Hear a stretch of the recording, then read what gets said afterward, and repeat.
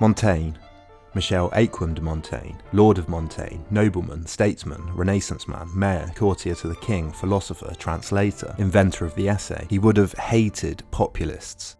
Montaigne was born in France in 1533 as the Reformation was spreading across Europe.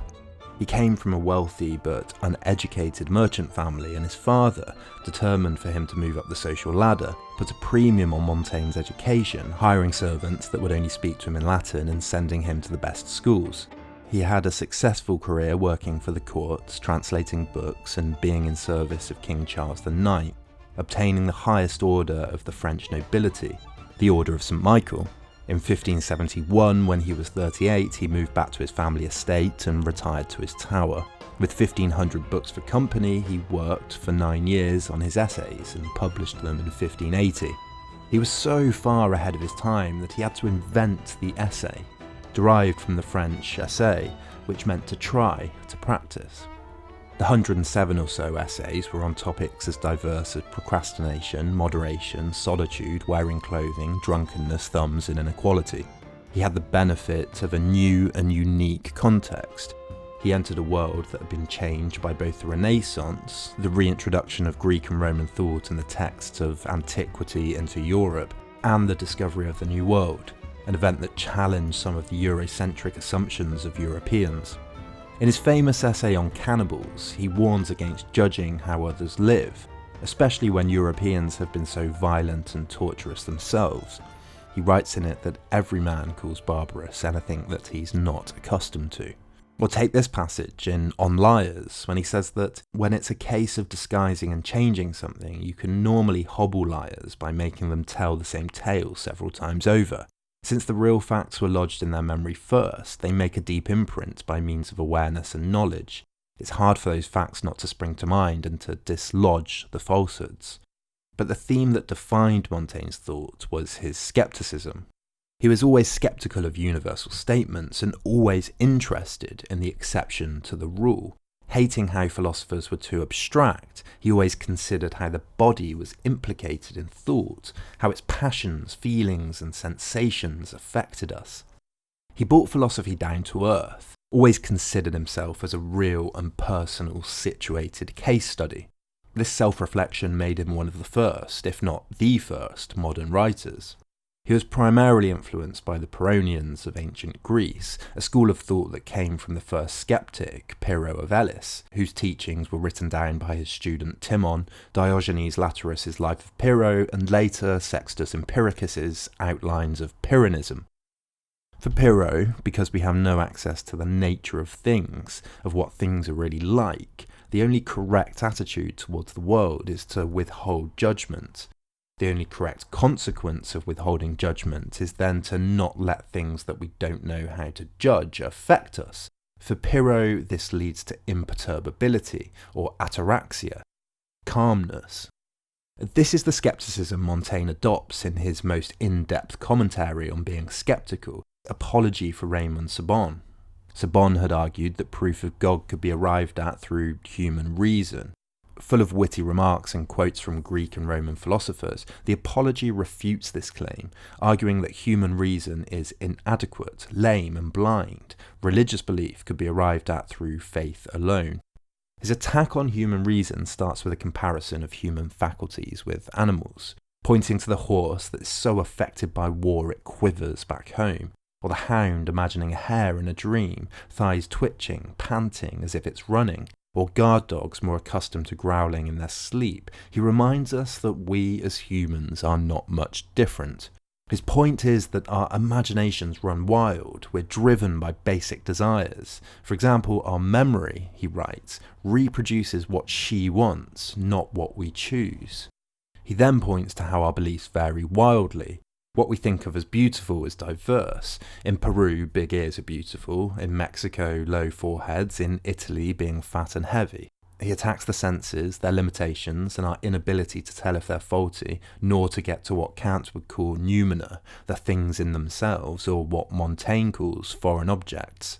He writes that we have been allotted inconsistency, hesitation, doubt, pain, superstition, worries about what will happen even after we're dead, Ambition, greed, jealousy, envy, unruly insolence and untamable appetites, war, lies, disloyalty, backbiting, and curiosity. He then argues that philosophy and education make us neither happy nor good. Craftsmen and ploughmen are often wiser and happier than university rectors. Only humility and submissiveness can produce a good man. He criticises the arrogance of great men. Democritus asserted that I'm going to write about everything. Aristotle calls men mortal gods. He wrote, we must trample down this stupid vanity, violently and boldly shaking the absurd foundations on which we base such false opinion. So how might Montaigne's thinking defend against populists? In What is Populism, Jan Werner-Muller argues that one characteristic of all populists is that they're always anti-pluralist. That is, they deny the legitimacy of competing positions, and that they alone claim to represent the real, true and only people. In this sense, they claim there's a direct and pure link between the people themselves and moral truth and action. Muller calls it the moralistic imagination of politics. The search for universal statements has a central place in philosophy.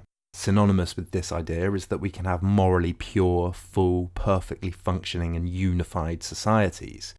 Populists always play on this. They always claim to speak for the real people, and the real people are this universal. For populists, they are indivisible, timeless, authentic, pure, true. Only a populist can really represent the real people, because all others are corrupt, elitist, or only speak for part of the people. Skeptics and postmodernists have always rejected this claim. The real people don't exist. It's an imaginary, symbolic idea. We can only really talk of different people, peoples. So populists are always suspicious of checks and balances, constitutions, accountability to the press, all the things that are both hallmarks of democracy and a product of careful skepticism about power. Skepticism that only one man or group can know the truth, can govern alone, indefinitely, with certainty.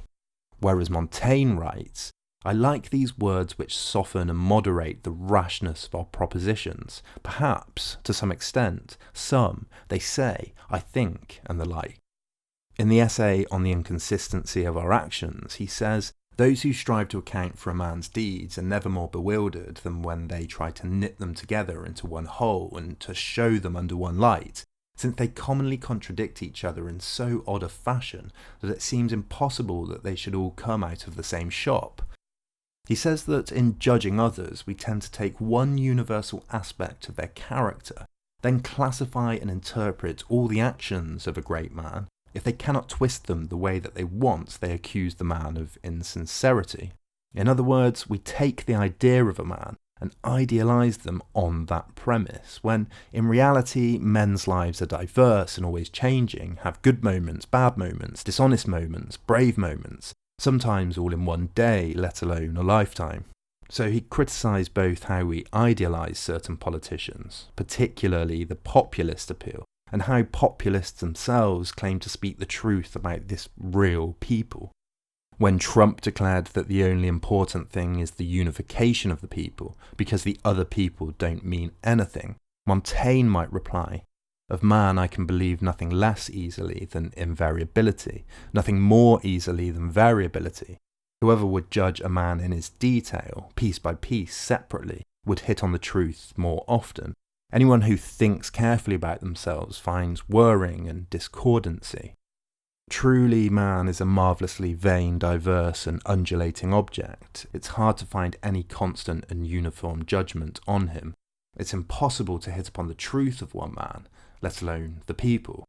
Or when Beppe Grillo in Italy asserted that his five-star movement deserved 100% of the seats in Parliament because everyone else is corrupt and immoral, Montaigne might reply that he most admires Alexander the Great, but even he found distraction over the slightest suspicion he may have that his men are plotting against his life, and see him conducting his investigations with an injustice so chaotic and ecstatic and with a fear which overturned his natural reason.